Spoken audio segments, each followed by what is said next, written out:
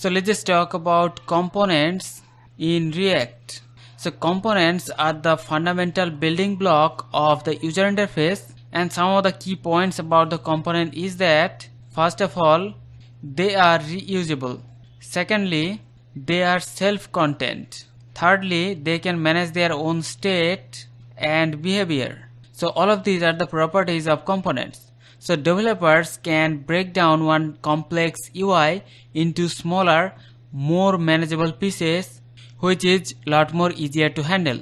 So like an example, here we have one website layout. Now we can break down this website layout in several components. Like an example, here we have the header component, we have the sidebar component, main component, and also the footer component. Now in React, we can create all of these different components separately, and then we can combine them together under one root component, and we can easily create this complex website layout. And also we can pass different props to these components, and we can define their behavior. We can define their colors, we can define their layout, and this way our components are completely reusable.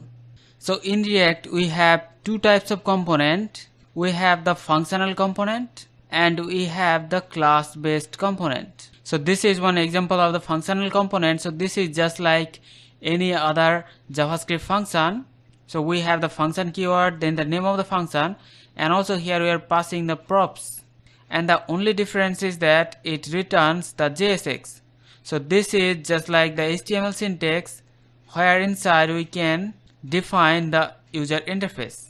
So this is one example of the class based component. So this is just like one JavaScript class. So here we define the class, and then it extends the React component. And the class based component must have this render method which returns the JSX, defining the UI of that component. Now here in the demo React app, if we open this app.js, which contains the functional component. So this is the function app, and here it is returning the JSX, which defines the user interface. So here we have the p tag, we have the header, we are using one image, and also we are using the anchor tag. So this is very much similar to HTML, and this way we can define our UI, and this way we can create multiple components, and then we can combine them to create one complex user interface. So hope you understand about components in React. See you in the next one. Take care.